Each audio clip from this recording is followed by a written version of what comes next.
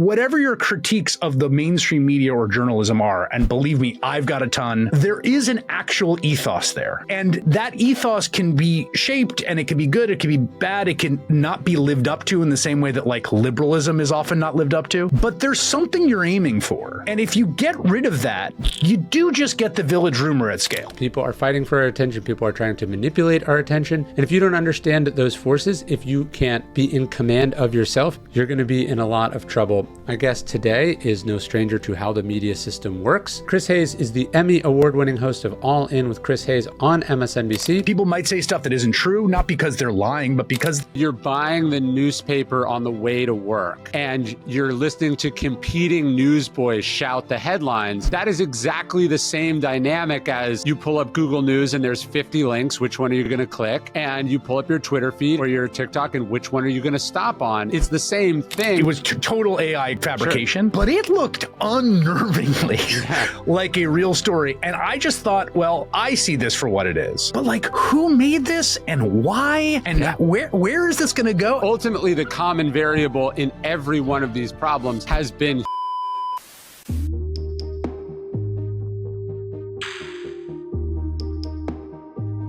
we were like 10 feet from each other like last week. I was in the MSNBC studios. I did Stephanie's show and we walked by each other as you were exiting your show. I didn't realize that, but I did see afterwards that you posted about the National History Day thing. I know. I was quite upset watching that in the green room.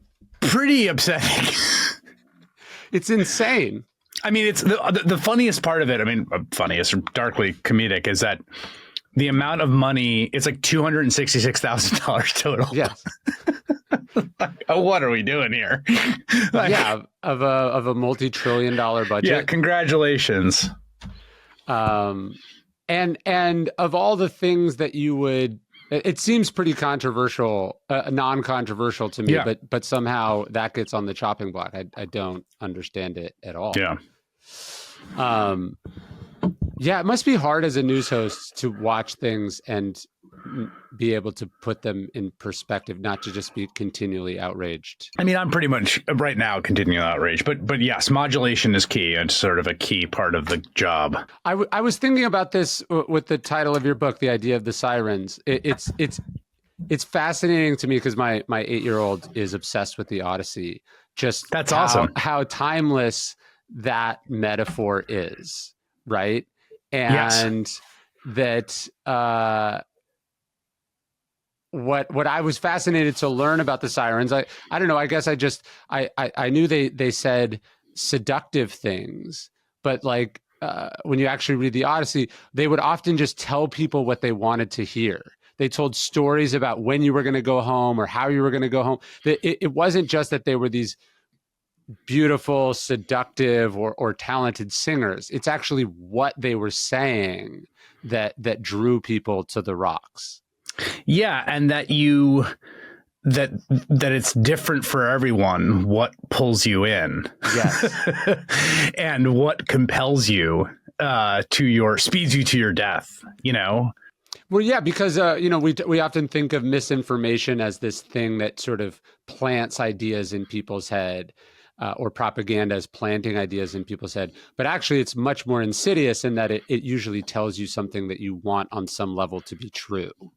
Yeah, and it's what part of what's so crazy about the landscape that we occupy now is how individuated it all is, right? That your specific predilections, the things you want to be true, can be found pretty quickly with the algorithm, and through this sort of sorting mechanism.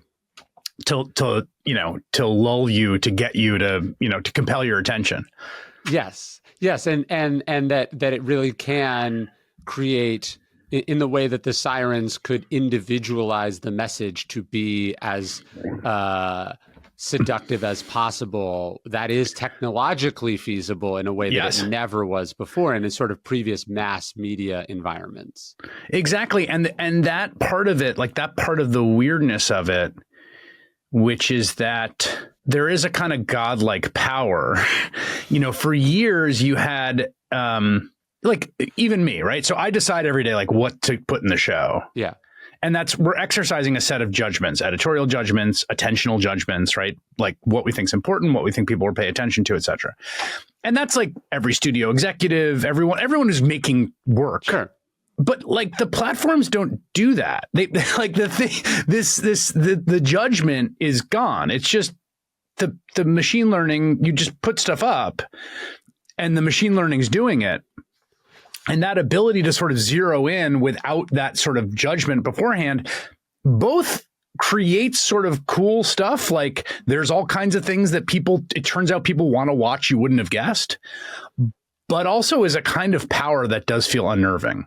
Yeah, even the shift from the social graph social networks to the purely algorithmic social networks, it doesn't seem like a big leap, but there is an editorial assumption based in the early sort of version of Facebook and these other networks that you like your friends things are. That you like what your friends like, and also that you like what you told us you liked. Right? Like like my Facebook account is partly still driven by things that I uploaded in college that I said, music I liked, bands I liked. It was a whole thing. You would type in and be, oh, I'm the first person to ever say I like this band, or I just bought this album.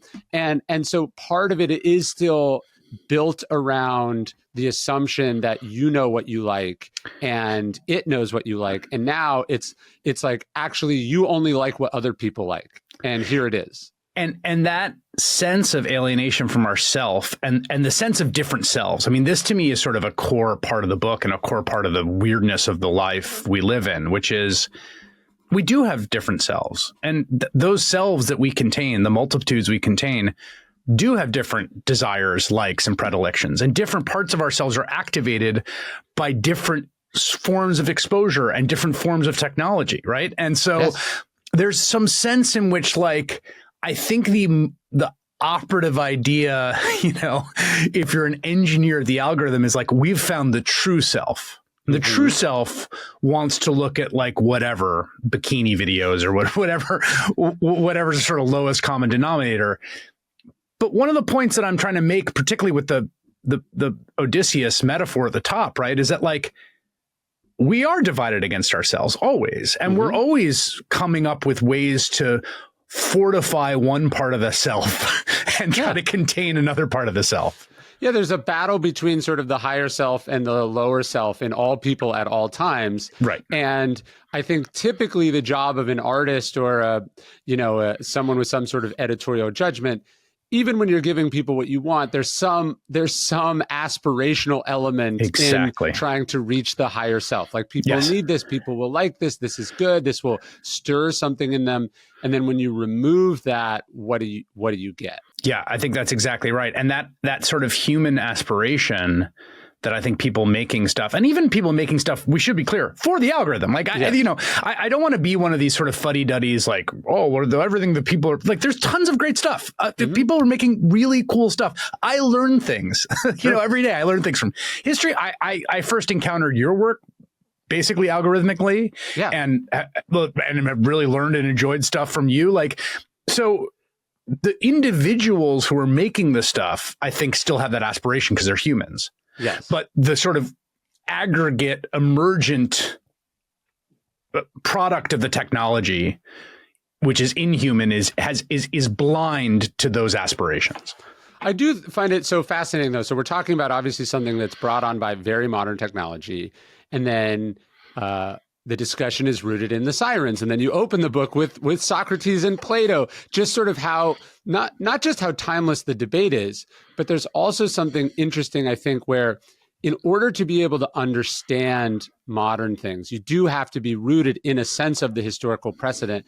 And if you don't get that, I think you very much are at the mercy of the inventions and all of the downsides, and because you're not aware that, hey, people have been having this debate for a long time. That's one of the things you talk about. It's like, oh, hey, people talked about this with comic books, and I know Nir pretty well, who we were talking about. It's comic books, it was radio, it was newspapers, it was every medium has brought this debate, but also just that human beings, I think, to go to our point, that human beings have been wrestling with the lower self and the higher self for a long time, and there's something about having that familiarity that I do think protects you a little bit. You mean, so yeah, I think both protects you in your life and your practice of your life. Yeah. I think also intellectually is really important too, because it's very easy to sort of ahistoricize all this stuff. And you know, and if you're not aware of sort of the notion of moral panic or the fact that people freaked out about comic books, like I do think there's a little inoculation that's necessary, and try to be really sort of rigorous about what's new, what's not, what's new, what's not. And the sort of what's not part of it, and part of the thing that I enjoyed the most about writing the book was just, you know, I was a philosophy major in college. I got a chance, you know, it's like reading Pascal or Kierkegaard or the Stoics about, or Buddha, right? About these fundamental problems, right? Like I sit alone in my mind. I can't escape it. Sometimes it's hell. Sometimes there's nothing to think about. I feel desire for things that I don't want to feel desire for. All these things that are just core to the human condition. It's sort of beautiful in that way, because you're connected to something so deep there, you know, when you're having those experiences. Yeah, because I think it's easy to go, hey, if the technology went away, if the algorithm was changed, we'd be fine. And then you go, wait, in the 1500s, Blaise Pascal was lamenting our inability to sit quietly in a room alone. And so it's like, oh yeah, well, actually, it just helps you realize, okay, yeah, the technology is exacerbating the problem. But ultimately, the common variable in every one of these problems has been human beings and our endless desire to be stimulated, to hear what we want to hear, you know, to be distracted and whatever. And so ultimately, you have to win that battle yourself, whatever media or technological environment you happen to be in. Totally. And but I think the flip side, I think that's true personally. I also think the flip side, though, is on the flip side of the sort of moral panic, you know, critique is like, you know, the printing press like really did completely alter human life and plunged Europe into hundreds of years of sectarian bloodshed. I mean, so like there's certain stuff that does, you know, really alter, particularly I think on our sociality. I mean, I think that's the place where these sort of the way we live inside our own heads, there's something profoundly consistent about that struggle that reaches so far back. The way we the way we socialize with each other, the institutions that mediate it, and the forms in which we encounter each other do change profoundly. In all kinds of ways. Because the medium changes or the economics change, and then what kinds or types of information flows through that changes how we see each other, how we see ourselves. Makes it easier to be, you know, more divided as opposed to more united. It adds sort of rocket fuel to other timeless human problems. Yeah, and one of the things I think about, which is sort of adjacent to the things I discuss in the book, but something I think about a lot, is it's also useful to remember how contingent those divisions can be. So to go back to the point I just made about the printing press, like, you know, there was a time not that long ago, like I heard my grandmother tell stories about like the scandal when so-and-so married an Episcopalian.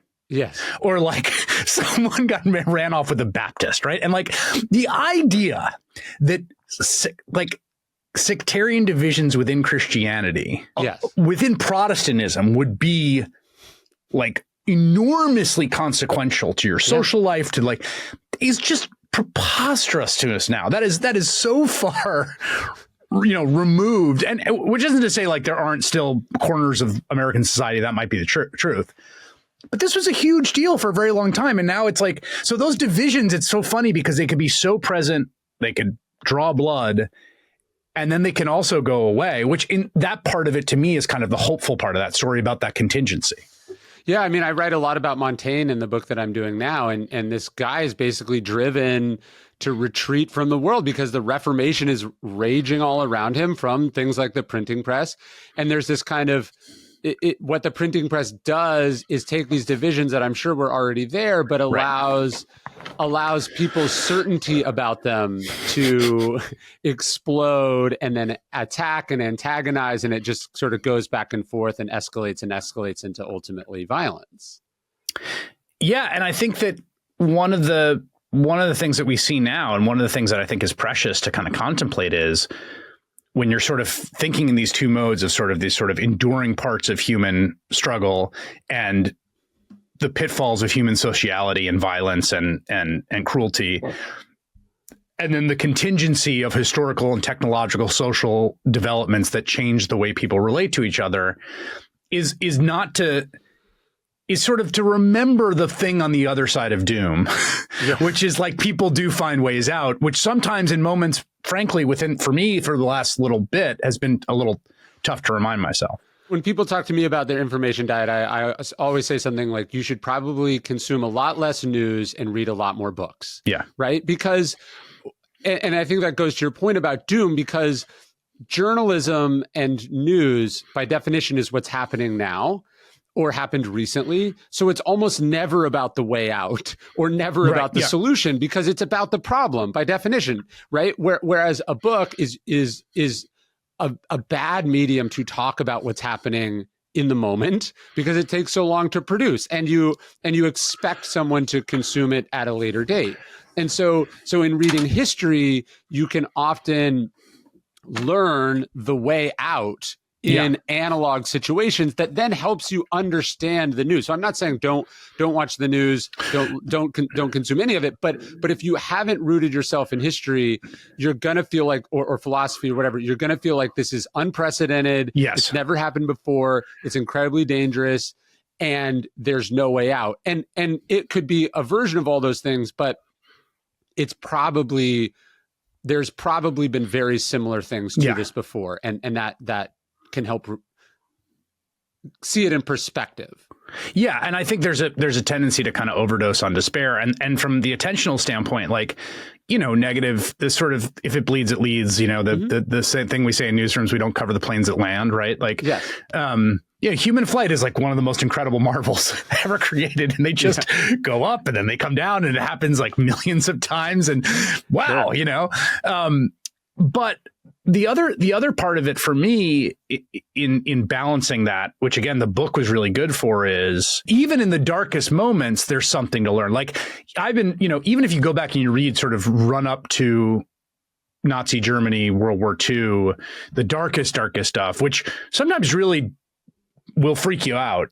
Yeah, with some of the, history doesn't always make you feel better. I said it puts it in perspective, but it doesn't it also gives you a sense of how fucking bad it can get. Yes, exactly. But even just like, there's that great, the Anne Frank line where she says, I think people really are good, this very, very sort of wistful and touching sentiment from someone about to be, murdered. There's a Sartre quote that I keep coming back to where he says, we were never more free than under German occupation. And what he means by it, and then he says basically, because even just to read the truth, to say the truth, to be true to yourself in every moment was an act of liberation. Because the forces against us were so profound that we truly had to choose to be liberated in every moment we did, in everything we sing, that when your whole life is being controlled and you can't say what you think, you can't read what you want, that you had to choose a kind of liberation under every moment. And I think about that quote all the time. How profound it is. Yeah, I mean, there's this interesting dichotomy in Stoicism, because like you have Marcus Aurelius on the one hand, then you have Seneca on the other, and then you have Epictetus. So you have this kind of spectrum of like absolute power, then you have sort of fame and wealth, and then you have literal slavery.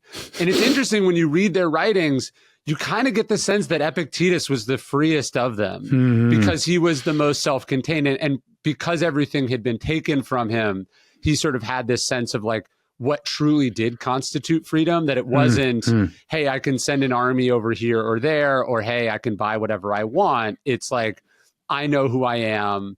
I know what this moment represents. I know what I'm not going to allow them to take from me. And yeah, there is something profound about what sort of actual freedom is, and not this sort of license that we often mistake it for being. Yes. And I find that kind of mode of thinking for me, almost at a therapeutic level, when things are bad, is a real comfort. Like just almost like emotionally, therapeutically, it's like self-soothing almost, to just emanate out a little bit and look back and try to get a little bit of that philosophical distance, if I'm really in that kind of deep somatic place, fight or flight, anxiety, doom, that is really the thing for me as a both emotional, intellectually, almost spiritual project, is the thing that kind of that gives me succor. Yeah, I've quoted this before, but there's a letter that Churchill writes to his editor or something, right, as sort of before he comes back to power, but as the sort of all his predictions about Germany are coming true. And he's working on this book. I think it's a history of the English speaking peoples or something. Mm-hmm. And he says, I'm putting 1,000 years between me and the present moment for a little bit. And there, I think there's something about the what's happening now that can feel very overwhelming and hopeless and confusing. And you go, hey, I'm going to study human beings in similar situations. And you go, okay, it can get really fucking bad. So I'm not going to be blasé about this, but at the same time, I'm going to see what actually, when all the sort of the R and the D next to people's name gets stripped away, when you even being familiar with the people falls away, you're just sort of left, it cancels out all the extraneous variables, and you kind of see what philosophically and morally what matters on a more profound level. Yeah. And then you bring that back to how you're going to act in the present. It's not like, oh, I'm going to escape into my books and pretend this isn't happening, but it's I'm going to understand what's really happening by familiarizing myself with things that have already happened. Yeah, I found that a really important through line recently. Do you you talk a lot about the different media critics in the book, and that's the other thing that it sort of calms you down and also makes maybe you a little hopeless, I guess, which is like how timeless media criticism is, even though all the mediums change and so much time has passed. Like, I don't know if you did you read Upton Sinclair's book, The Brass Check? No, I've never read The Brass Check. So after he writes The Jungle, he writes basically, because he becomes this famous guy. Right. It was controversial because he's a socialist, but he writes this book called The Brass Check, which is basically an expose of the media system, the same way that he did the meatpacking industry. And you're like, you could just change, newspapers and wire services to like blogs and social media, and this book reads like it was published this week. Yes. Well, and part of that has to do, I think, with some of the, the attentional incentives that don't change about people, right? So part of that has, so much of, if you go back to Benjamin Day and the Penny Press and the New York Sun, like, lurid, prurient. They had the first reporter that went to the courthouse and talked about, murder and sexual assault and like these, and also made stuff up. Like, he's got a week of exposés on like life on the moon, because it sells, because,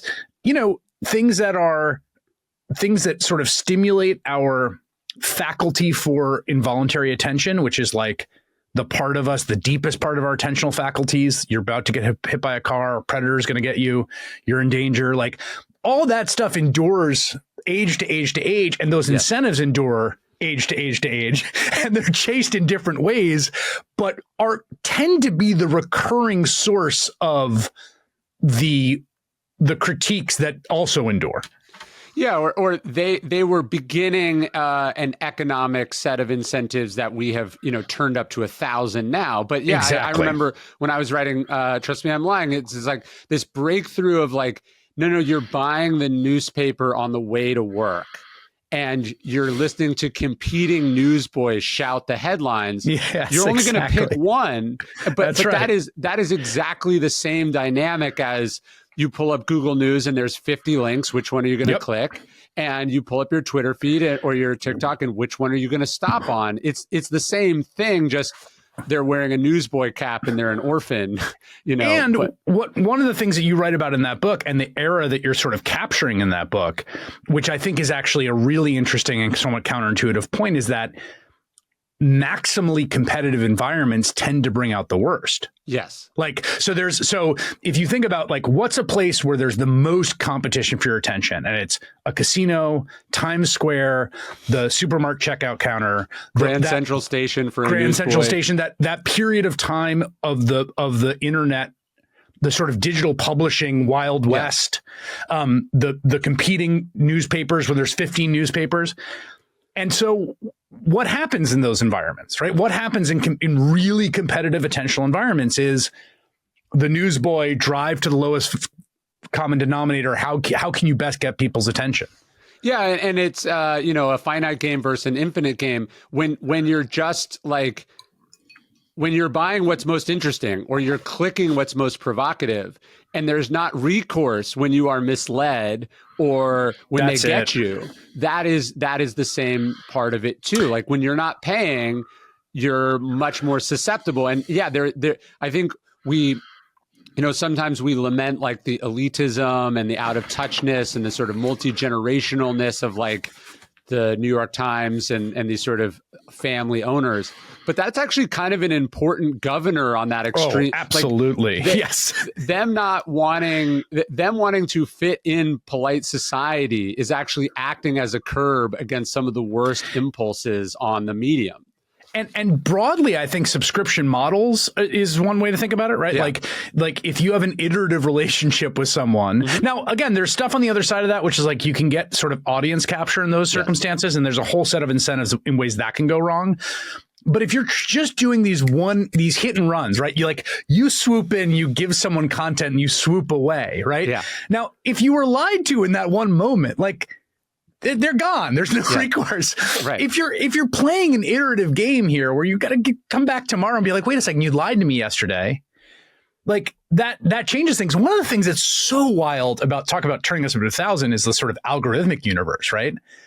Is some piece of content it comes out of nowhere. It's totally identified, its origin, the reputation of the person that posted it, and then you see it, and then it goes back out. It's like the ultimate version of this. You talk about this in the book. It's like, by the time you realize you've been had, or that there's more to this story or whatever, they've already monetized that attention in a real-time auction and moved on. Like they got, before you even read the rest of the headline, they got paid and moved on.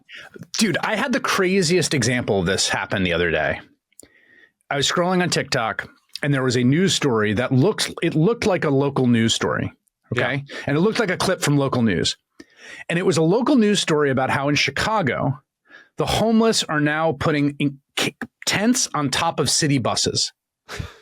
And it was images of tents pitched on city buses. And it had the detail that there were little bricks and heavy things weighing down the tents. Yeah. It was obviously, to my mind, AI generated. Yeah. It was total AI fabrication. Sure.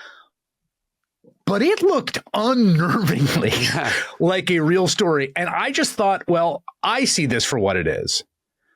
But like, who made this and why? And where is this going to go? And I was just like, I was looking into a very dark future. Totally. Present. When I saw it, I was like, whoa.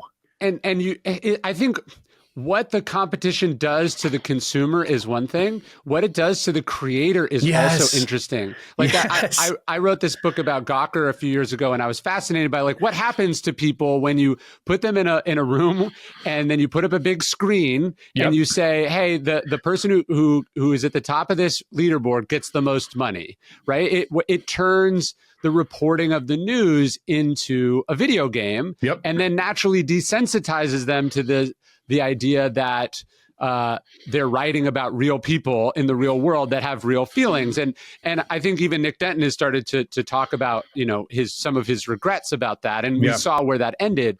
But what I thought was so interesting, because the book was largely about Peter Thiel sort of lashing back against that, is how it's fascinating to me that is what happened to sort of right-wing media culture, particularly on Twitter and X. Like it's become about engagement. You see them post the graphs of how much their engagement goes up or down. They're not like, hey, am I providing a service? Hey, am I saying things that are true? They've really taken, in the way that Gawker took gossip and turned it into this video game, they've kind of took the American political narrative and our shared sort of values and turned that into a game. And it's obviously made many of them quite monstrous. Yeah. And, I write in the book about Willy Loman and Death of a Salesman and why he's this sort of enduring figure, right? And he's, he can't get people to pay attention to him. And his wife, sternly tells his sons, attention must be paid. He's a human being. Yeah. And that, in some ways, and I say this, you make content, I make content, it makes Willy Lomans of us all. And you see, not just at the lowest level of the kind of churn of trolls on Twitter, but up to literally the most powerful people in the world, no exaggeration. Elon Musk and the President of the United States are both people who are clearly deeply in the grips of the incentive structure of going through life seeking attention. They have billions of dollars in nuclear weapons, and just like a regular person, they're like, hey, how did that tweet do? Exactly right. It's truly, there's something so wild about it. But yes, that point you make, yes, it does something to the audience and the consumer. It does something to the creator. And that's why, all incentives, the opposite of that world, right, which is tenured professor, where your sort of compensation is guaranteed basically for the rest of your life and relies not at all on attention. Yeah. If 5 people, read it, that's fine. Yeah. And they have their own attention markets, obviously, in academia, but it's one of the things I think about a lot is any institutional setting is going to have some set of incentives that can become perverse. Yes. And kind of what you need is you don't want monoculture. Yeah. You want ecosystems, right? For intellectual life, for creative life, you want different forms of these institutions and incentives producing different kinds of creation. Yes. Some of which might be it might be good to have some people who are chasing those short-term clicks and some people who don't care, that's really the key to me, to something that seems remotely healthy. Well, I think about this as a creator, right? I primarily identify as a writer of books, so an author. So I sit down and I think about something for many years. I work on it. It's long form and it comes out all at once. And, it has to be good enough that people would pay for it. And at the same time, you make content and you go, okay, we got to make this video about this thing. And by the way, people, if they're not hooked in the first 1 second, they're not going to watch it. Right. And in some way, those are mutually exclusive ways of creating and thinking. On the other, they can make you better at both, right? Totally. Yes. Because a lot of authors are fucking boring and entitled, and they just assume they have unlimited time and space, and then they're hurt that no one's interested. And it's you didn't do the work. You're competing with not just television and other forms of entertainment, but you're just competing with the fact that people are busy and they don't think that they're interested in ancient philosophy. And if you want them to be, you have to make them interesting. And then also hey, how do you use these algorithms and not let it melt your brain and make terrible stuff? How do you use it to put good things through it? So I do think it can't, you're right. If there's a diversity of it, it can make everything better. And if a set of incentives or a set of norms takes over, then you're kind of captured and all you get is whatever that set of incentives optimizes for. Yeah, you get this kind of invasive species, strangling of the ecosystem, which I think we all feel in different ways. And I completely agree with that. I say in the book, I have a daily cable news show. It's one set of incentives. I have a weekly podcast and I write books. They're all different. And there are different faculties that are engaged and different skills I've learned. And I agree with you that the opposite end of caring about attention too much is not caring at all and making stuff that's precious and self-contained and doesn't grab people and doesn't try to reach out to them. None of this stuff in any extreme version as the sole incentive structure for making stuff is the best. What you want is a healthy balance. And it does feel like we're constantly dealing with the fact that things get very quickly out of balance in the discourse that we inhabit. What do you think about podcasting as a medium? Because I was originally very bullish on it in that I liked that it was subscription based. Yep. Not that you were necessarily paying for it, but you're like, hey, I get this. It went back to an early day of like RSS, like it wasn't algorithmic. It was long form. It wasn't antagonistic. It wasn't about virality. And I think that's all true. And yet it's hard to deny that when you look at the people who believe the craziest ideas or have been most radicalized, yes, I know. They tend to, what they have in common is that they listen to a lot of podcasts. I know. This is a great question because it's exactly how I feel. Like Anil Dash, who's a longtime sort of tech writer, had this Substack where he said, wherever you get your podcast is a radical statement. And he's just talking about what your point about RSS. It's an open protocol. It's the last remnant of the open web. Yes. It's not controlled by any corporate platform. It's not algorithmically derived. I have exactly that same split feeling as you do. Literally exactly. Like, here's this thing that rejects all those attentional incentives. But also in the aggregate, has it been a net benefit? Well, you know what? Maybe it is. It's like, it's your point that attention is the most valuable resource. So even though the medium is all those things and it's positive, you're never going to be able to control for the fact that once it becomes obvious that there's a pool of attention over there, bad actors are going to find bad actors and then unintentionally destructive actors. Exactly. Even good actors will. I mean, that's the thing that's so insidious, right? Yeah. Like, and one of the things I think that's related to the sort of dangers of this is, like, there's a lot of podcasts. Like I've listened to Rogan a ton in my life. Like, there's lots of great Rogan. Yeah, there's lots of great Rogan episodes, right? Like, one of the things I think, and this is going to sound really fuddy-duddy, I do think the death of the idea of a civic category called the news or journalism is really insidious. Because, like, let's say you sit around with your friends, okay? You're in a dorm room, and you're just shooting the shit about the Illuminati, or maybe the aliens built the pyramids, or your political views, or your views on gender, right? Yeah. Like, that's one context, and that's a perfectly fine context. Like, people do that all the time. It's perfectly fine. People might say stuff that isn't true, not because they're lying, but because they're not professionals. Yeah.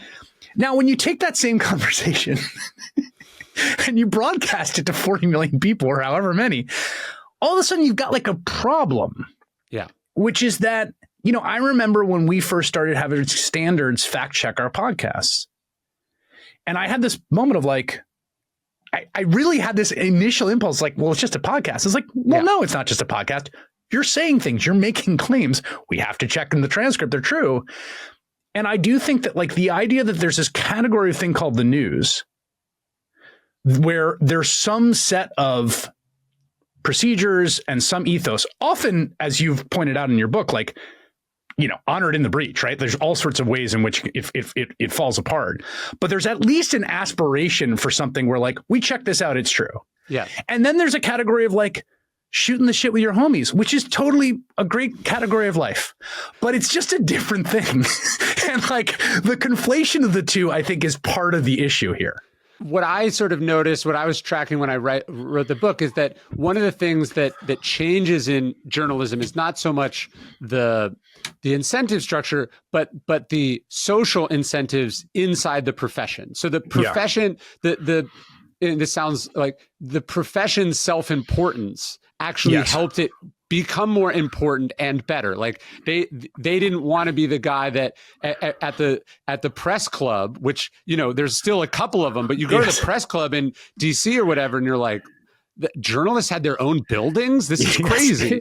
But when it became an industry or a group of individuals who had common beliefs, you didn't want to be the one with the lowest standards, or the one you wanted to impress your friends. You wanted to you wanted to take your job and your craft seriously. And I think there's something about, as podcasts have become more and more a less a fringe medium and more a dominant medium, that what hasn't come along with that is much in the way of a sense of responsibility about, like, sort of who you platform and who you don't. And there is like when Joe had me on his podcast, it's like he just sent me an Instagram DM. Like you're not going to send me an Instagram DM to see if I want to come on your show, right? Because like you have a staff that takes care of that, and you might be interested in someone. Go, hey, check this person out, but multiple levels of other people are going to go, hey, actually, that guy's a wacko. Or like, actually, did you see what she posted last week? I don't think we want to do this. And so there's this levels of filter that come along with the platform and the responsibility of the responsibility. Yeah. And like, you just saw this with the, with the Barstool thing with and McAfee, and like, they had sort of recited this gross rumor about this undergraduate to school. I'm not even going to say where and what. I know what you're talking about. And then there's like a real person on the other end of it, right? And like, that person's like, A, this is totally false, and B, like, you've ruined my life and my reputation. Then they came out and they apologized. And again, it's one of these things where like, you could have just not done that.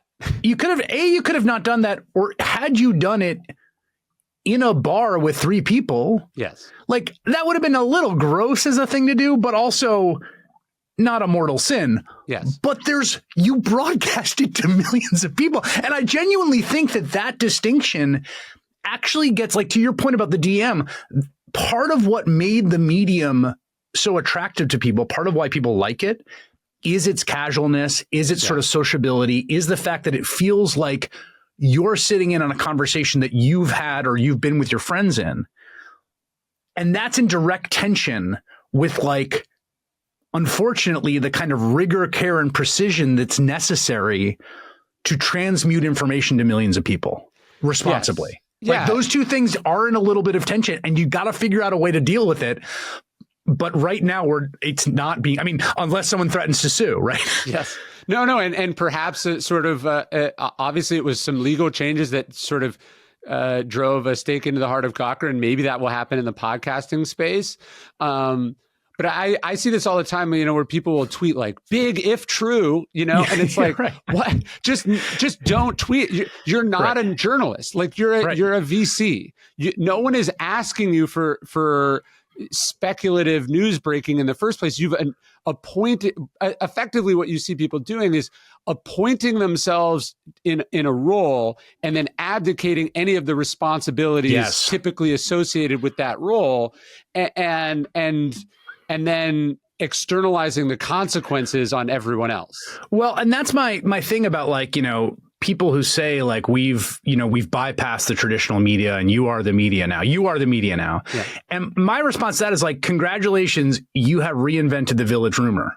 Yeah. Like, we've, like, you were the media during Salem, and like, check out her, she's a witch. It's like, and then someone else told them that, and like, that's like, we've always had the village rumor. Now we've got the village rumor at scale. Like, again, to get back to that thing we were saying before about, that's not new. People saying false things about other people is as old as human beings. But we did try through stumbling to develop a specific set of, like, a specific ethos. I think that's really clear and really important, that, like, whatever your critiques of the mainstream media or journalism are, and believe me, I've got a ton, you have many, there is an actual ethos there. And that ethos can be shaped, and it can be good, it can be bad, it can not be lived up to in the same way that, like, liberalism is often not lived up to. But there's something you're aiming for. And if you get rid of that, you do just get the village rumor at scale. Yeah, there's a quote I think about all the time. It's something like, tradition is usually the solution to a problem we've forgotten about. Yeah, that's a great line. And realizing that a lot of these practices or sort of assumptions were sort of hard won over a long period of time based on, you don't realize that this practice is in place because of how journalists covered the Lindbergh baby. But that's why. Totally. Or because of how the government lied to them in World War I or World War II, or hey, we saw Walter Winchell spreading, lies about the polio vaccine, and so we did X, Y, and Z. Like, there's a reason they don't talk about, they don't name sexual assault victims, and there's a reason we sort of develop these things, and some of them can be stodgy, some of them are antiquated, but the idea that you're just gonna and this is kind of ironically the mindset of like Doge and stuff, where it's like, let's just delete everything and see what we need to add back on. Yeah. It's like that implies that people aren't on the other side of the consequences of those inadvertent deletions. Exactly right. That's exactly right. And I think this, and again, you know, as with Doge, right? If you want to hear a rant about the difficulties of bureaucracy, like go talk to a federal civil servant. I have several in my life, right? Like they'll be the first to be like, take you chapter and verse. Yeah. These are the things that are super frustrating about how hidebound this institution is and these forms of red tape. So it's not like anyone is naive about any of this, particularly the people closest to it. But also on the other side is like, there's a kind of textural expertise and awareness of why some of those things are there and what happens if you get rid of them. And that's so true in the media right now. And again, if you want to hear like frustrations with the way the media works, like talk to people in it. Like we know, like there's, believe me, I wrote a whole book, much of which is sort of about my own kind of divided struggles with this, right? Like chasing those incentives of attention and the ways that cable news as a medium specifically sort of gears towards certain things. Well, there's the siren's call of like, this is easy to fix, or this, you could just do away with all that. That's the really like telling you what you want to hear. It's like, no, the problem is complicated and there actually aren't really any good solutions. Yeah. And that actually what we have now is usually a stasis, having tried a little bit of this and tried a little bit of this. And it's kind of like the safest middle ground. Now, again, sometimes it gets so bad and you do need to blow it up. But usually you want to be much more precise than you do want to be, you know, running around with a chainsaw, literally or figuratively. I mean, I also worry too, like, you know, your point about like sort of people should be reading more and watching less news and like, you know, I do worry. There's some evidence, okay, and it's not. I don't want to put this out as like this is the case. It is. I would say provisional. There's some evidence of like, to the extent we can like measure cognitive performance across countries and places, of like possibly some like widespread worldwide cognitive decline in the smartphone era. Measured like, and I do wonder, like, I do worry a little bit, you know, the big sort of cliche critique about TV, right? The idiot box is making us dumber.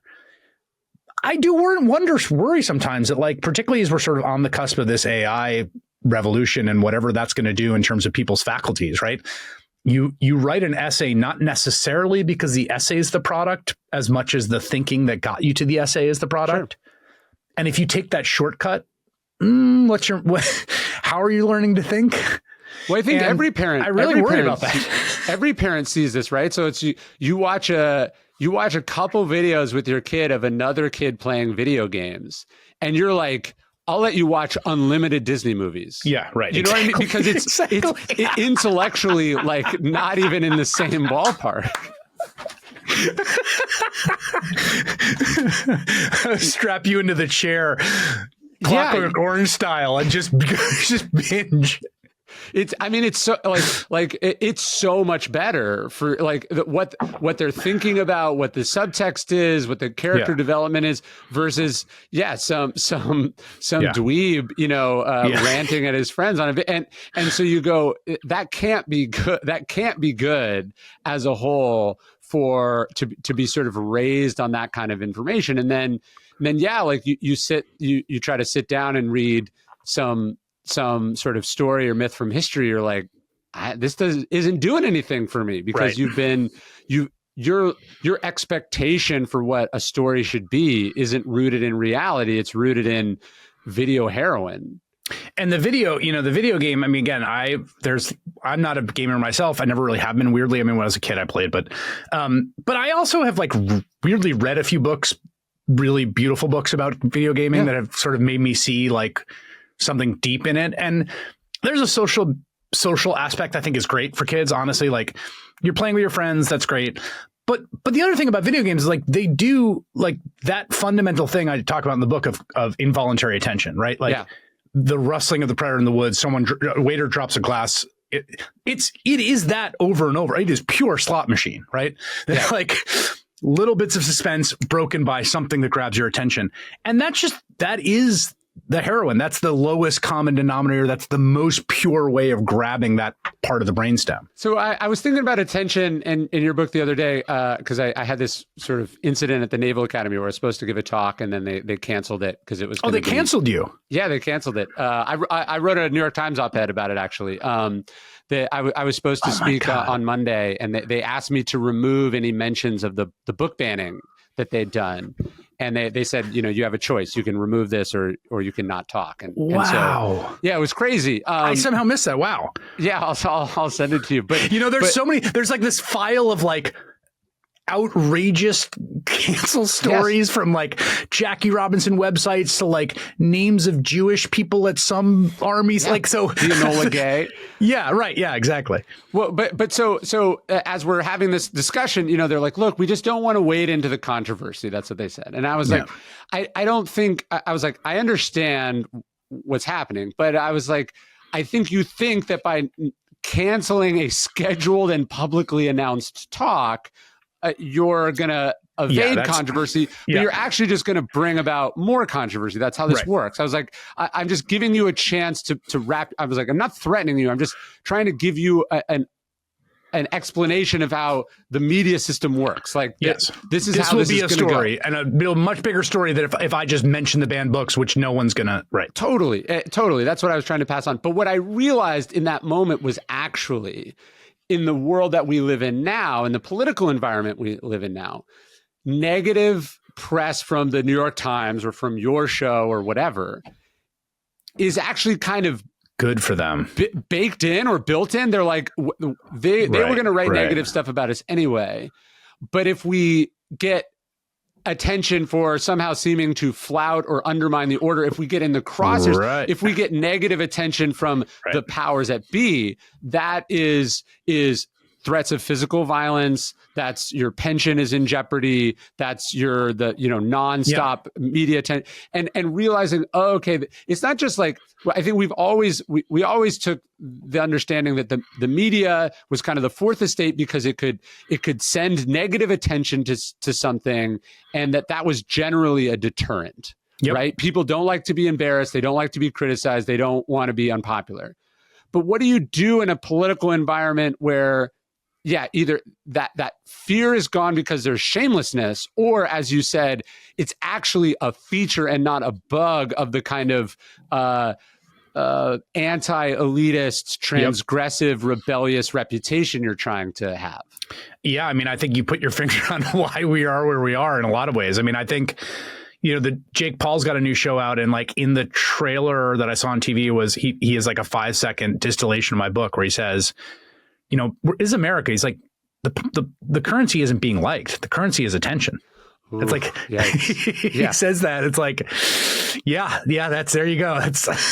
And, I think you're right also to talk about these different incentives on different sides, because I do think for a long time, like part of the way we thought about an open society and the way the press functioned in it was that deterrent effect, right? Like, and sunshine is disinfectant. And like, if people are up to stuff that's bad and you expose it, then public turns against them. They're worried about the public because this fits in with elections, right? Yeah. So then they got to change their behavior. And something is pretty profoundly broken down in that system. Yeah. I think it's fair to say. Yeah, there was a sense they wanted to be in, everyone, as much as we disagreed politically, everyone wanted to be in the club. Right. And now some people want to burn the club down. Right. So there's two tracks here, right? Because there's elite opinion and mass opinion, and they both were functioning in different ways, I think. Right. So like the kind of idea of like, that's not done. Yeah. Being embarrassed with your peers, status competition, like that's one thing driving elite behavior. And then when you're talking about people in the political system who are elected, there's also this worry that like, if they write an expose about how you're inviting people to dine with you who gave you money through your crypto coin, that people aren't going to like that. And then it's going to be hard for your party to win elections, right? Like both there's some kind of elite distaste for that, but also the bottom line of your electoral viability. And I think at both levels, it's kind of broken down. Yeah. So the kind of shamelessness or transgression as its own counter ethos, so that the way that you earn status points or admiration from peers or fellow elites is to demonstrate your transgressiveness and your rebuking of that and your shamelessness. And then also because of the structural polarization and because of the information environment, that feedback mechanism with mass politics, I think, is also broken down a bit. Yeah, it's like, do you want to be a director of Homeland Security and be seen holding a Rolex in front of an El Salvadorian prison? You'd think the answer would be no, right? You'd think that would be humiliating, embarrassing, contradictory, etc. But what happens when the media environment or the people who are sort of controlling attention decide that actually that's not a problem anymore, right? And so all of a sudden, this sort of the final governor on behavior, which is ultimately, not wanting to be humiliated or not wanting to be seen as a hypocrite, that goes away. And there's not a lot of checks after that. Right. And also this one thing that I'm really kind of obsessed with right now is the volatility of public opinion has actually diminished over time, and things like if you look at presidential approval, it's oscillating in a narrower band now than it used to. And when you think about 1964 election, huge landslide election, right? 84 landslide re-election, 68 landslide election. Like we don't have landslides anymore in this country. The polarization means that everyone's kind of operating off this kind of hard 40% floor, and there's a kind of less volatility. So like the idea of someone in public life doing something that sort of flips some sort of real critical mass, right? Yeah. Like an overwhelming sense of rejection it just isn't happening at the mass level anymore because of this sort of structural polarization. There's a big conversation about why that's the case. Yeah, it's like, what do you have to do to move the needle or to be, the ancients had this idea of exile. Yes, but what do you have to do to get exile? It's so weird to think about cancel culture. I remember I was watching the Tom Brady roast, and they're cutting to the front row or whatever, and like Dana White's sitting there. Yeah. And it's like, months earlier, he's filmed striking his wife, and here you're not just. I thought it was striking that not just is he's still invited, right? He's still sitting there. Like no one involved in the production, no one involved in the event was like, hey, I'm not going to do it if this is here. Right. Like no one's drawing this line, and then the comedians are making fun of everyone except this person. The guy who just struck his wife. Yeah, and I don't mean they should be making fun of it. I'm just like, you're eviscerating people over these, scandals and flaws, and then you're not touching this thing because there's this kind of element of like, well, would it make a difference? I think that's probably, it's like, would it make a difference? No, because in that circle or sphere, they've decided that that's not a cancelable thing. Well, and this gets us a topic I'm thinking about all the time, which is virtue. Yes. And the notion of virtue signaling, which has become this shorthand, particularly on the right, for people kind of performatively being good, right? Yeah. Not because they want to be good, because they want to show other people they're good. And the reason that critique, I think, bites is because there's, of course, an enormous kernel of truth that lots of people, and particularly liberals, and particularly on the left, can be doing stuff that is performatively righteous. And, if you listen to the musical Hair, in the first act, she sings a song called "How Can People Be So Heartless? How Can People Be So Cruel? Especially people who care about strangers and social injustice." Like, there's an old thing going all the way back. Rosa Luxemburg talked about this. They talked about it in the French Revolution, like people who are self-righteous and sanctimonious and leftist and then kind of jerks or doing it performatively. Sure. Fine, fair. But the public embrace of vice is its own exactly problem. Right. The baby has been thrown out with the bathwater. Yeah. So like, yes, if you're skewering people's performative virtue in the absence of real virtue, that's one thing. Yeah. But throwing the whole notion of virtue out and instead to embrace vice and essentially vice signaling. I mean, this to me is really shocking, genuinely. Like, I'll give an example of this, the Andrew Tate situation where the President of the United States mobilized the foreign policy of the United States to free from essentially a kind of house arrest in Romania and import a man and two men accused of really heinous crimes against women. Sex trafficking. Yeah, alleged sex traffickers. Now, I should say they deny it. They have not been convicted. Like, that's important. But they didn't have to do that. I mean, they could have just left the status quo. This was vice signaling. This was like, no, this is one of our guys. And they are admitted pornographers, right? So just at that level, right? Like you could just go, you're not a criminal, but what you do is gross. And things you say are gross. Yes. Yeah, I'm not going to expend political capital to bring you into the tent. Exactly. And so like this.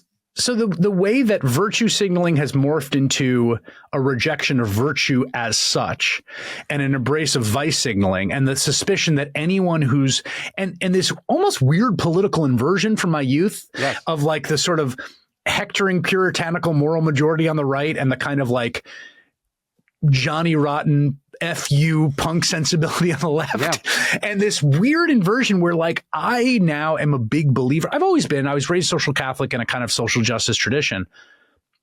Virtue is really important.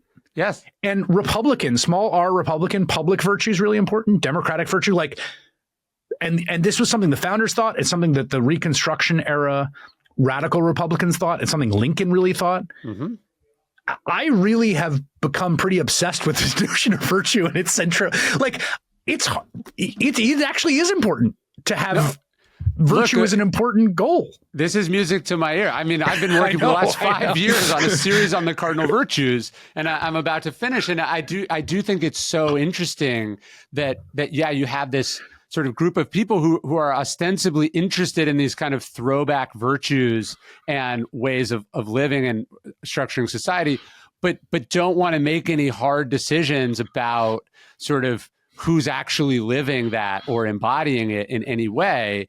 And I grew up Catholic also. And I think that's why when I came to Stoicism, it was striking. Oh, these are those same virtues they were talking about. Yeah. And then you see, you're watching, and this is like the first time that there's been any kind of identity politics that I could participate in as like, it's like, hey, I'm Catholic and you're talking about Catholicism stripped of virtue. Yes, exactly. JD Vance is like, how can I be Catholic but not have to care about anything Jesus talked about like that? Yeah. Like, how can I be Catholic and use Catholicism to actually preach the opposite of the story of the Good Samaritan or the opposite of how we treat the meek? It's this fascinating. David Brooks had a column where he called this moral inversion. And I think that's that's the perfect term to talk about to describe what we're sort of seeing happen. And I think, one of the things that we all wrestle with is that when you break this down to the individual level, it is often still there, although not always. Like, I think some people I think there's some people who are just like kind of nasty people whose politics flow from that. And then I think there are some people who aren't necessarily nasty folks or vicious or wicked, but the politics turns them into that. That's another thing that happens. But then there's a third category, which I think is the majority is a lot of people are super wonderful and caring and great. And then when they're outside of that interpersonal role, they would. Mike Johnson's not cheating on his wife. He's not calling people mean names. He's sort of personally doing it. I'm sure he's perfectly personally decent. But I don't even mean at the level of electeds. I just mean the level of individuals. Sure. There are plenty of people around this country who are sort of, whether what they would say online or how they would interact or what they would celebrate as a kind of vice signaling or viciousness, who also would be like, if they were in the context to like help someone out that was in need, would do it unthinking, totally instinctively. And so that's a really weird divided reality now too. And the thing I worry about is that politics continues to cannibalize that personal virtue, that people actually get worse. And look, I've worked for controversial and complicated people, and I know the calculation. You go, oh, well, I know the good part of them, or you've seen what they do. There's all these things you tell themselves, and I think also it's like and liberals sort of led the charge on this of like, well, we don't judge people's personal behavior. Yep. You know, we don't jump to conclusions, live and let live. But there has to be some element where as a society we go, here is the line. And if you're not on this line, it's not that we cancel you. It's just we go, you are now disqualified from doing certain things, right? Yeah. Like you have, I mean, I think about this in my personal life. If I see someone do something, I go, hey, I'm not going to hire that person to do something where that character that they showed me gives me a glimpse into how they might treat me on something. And we seem to have like divorced politics and public life and even like art and entertainment from that standard. And I'm not sure why, but I do think it is important. I would even say like even one step further than that of like this idea that, you know, you're disqualified from certain things, right? You're not like thrown into exile. You don't go to prison, but like even lighter than that, right? So even one step lighter than that is just expression of social sanction. Yes. And even that is now getting skipped over. Like there's this sort of truculent eye rolling you get now.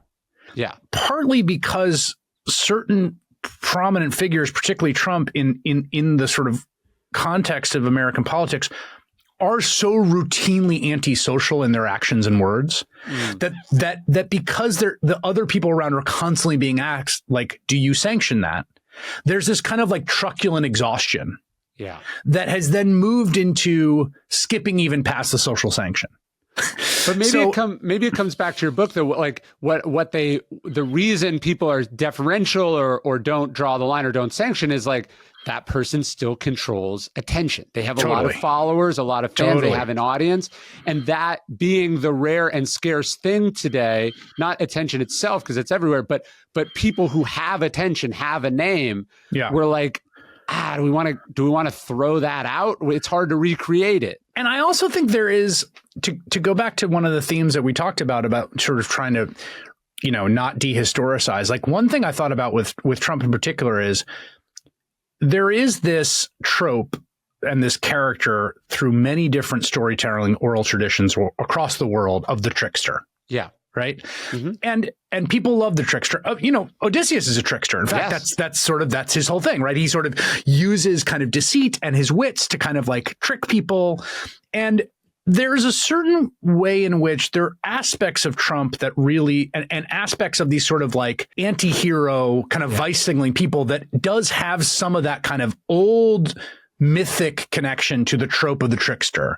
Sure. You know, they all like, all these hoity-toity folks tried to stop me and I like outwitted them. Yes. And that I think is elemental and ancient. And the problem is it's also married to genuine cruelty. Yes. And I think that's sort of the thing that is a little hard to disentangle, because I think there's people who are not cruel who are attracted to the trickster aspect of the personality. Yeah. And don't see the cruelty aspect of the personality. Yeah. And the cruelty thing to me is so, you know, blocks out everything. Yeah. But even I can appreciate when, particularly with Trump, who's very talented and charismatic in many ways, when his trickster personality comes out and how appealing that is. Yes. Yeah. And you can see probably why there's affinity with like some entertainers, rappers, comedians. Totally. Like they're not thinking that deeply about it. They're just thinking about, oh, hey, look at, like I saw this because I deal with a lot of sports teams and their opinions on Trump are always mixed. And I go, oh, you're actually really good at compartmentalizing people with terrible personalities who are very good at a thing. This is what you have to do every day.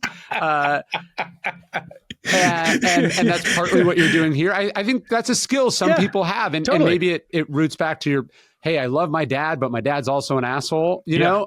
Totally.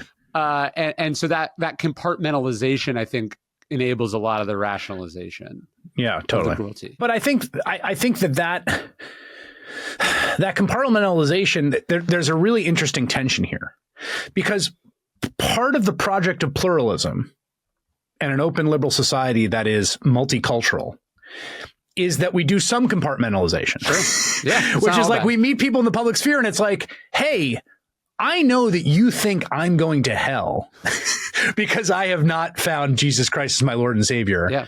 And you know that I think that you worship a false god, but we're just going to compartmentalize that and just not deal with it. Totally.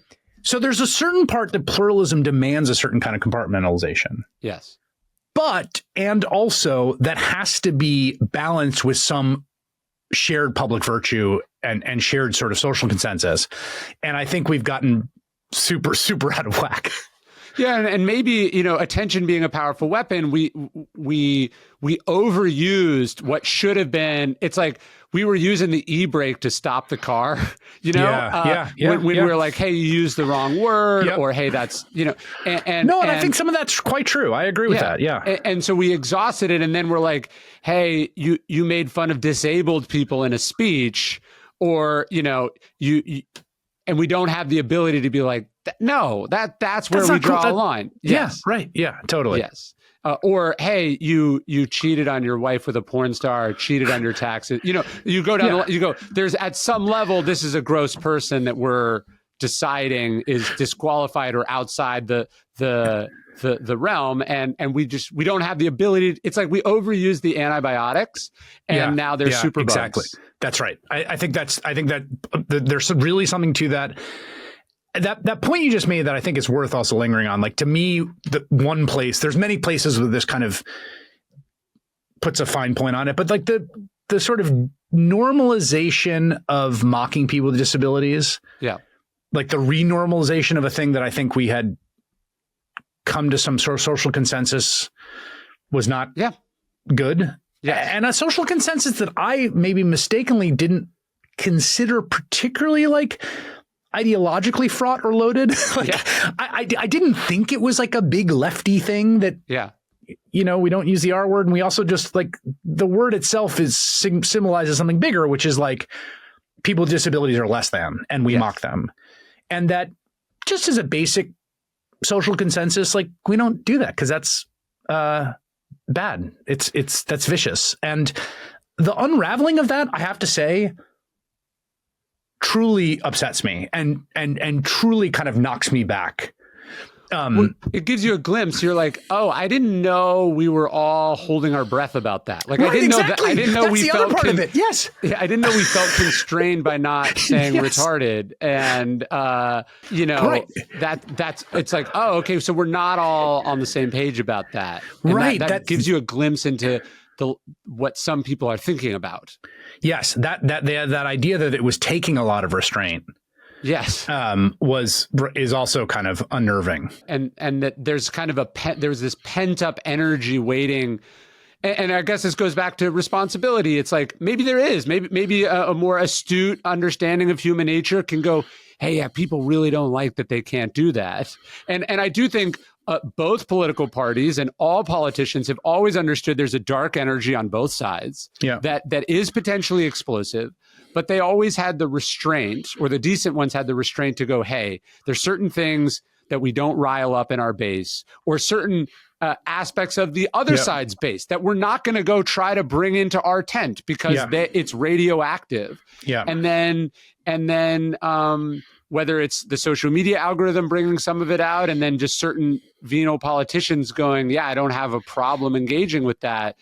You sort of, to go to another ancient myth, how do you put that back in Pandora's box once you've opened it?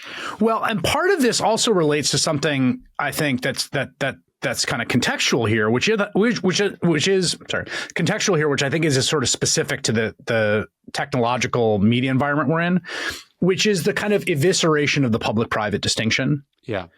Which is a really important one in many ways. And so one of the ways I think about this is, I write this in the book that we kind of, we had hundreds, if not thousands of years of like Western tradition that like distinguished between the public and the private, going back to the, ancient Greeks.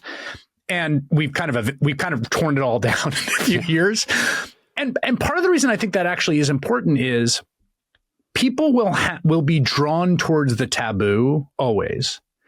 And there's always going to be like body jokes, and there's going to be words that are, you don't use in polite society or whatever. Having outlets for that are private is one thing. And whatever people are going to do, again, going back to like the dorm room thing, or you're in a bar, like that's one form of it. Doing it in public all the time is so totally something different. Yes.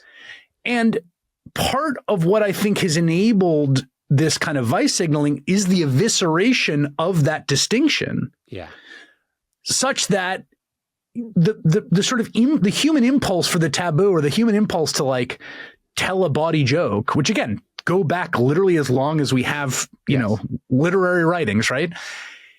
Like, yeah, you sure do that with your friends. That's fine. Like, like, it's just like, don't do it like with a mic on as a senator. It seems like a perfectly like. Yes. Yeah. And again, the idea of being authentic and, they say what they think.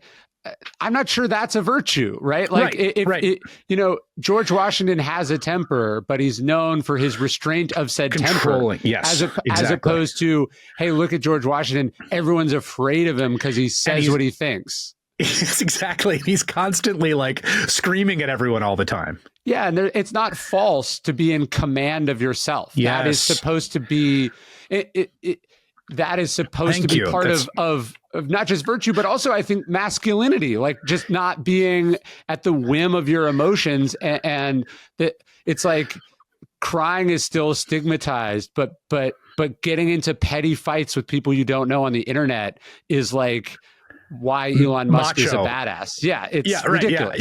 Yes, I think that's a great line. To be in command of yourself is not false, is actually a really useful way to think about it. Yeah, that's the idea. And it's a lot of work, and being in command of yourself when it comes to attention, to pull back to the book, is part of it. Like, hey, I want to watch this.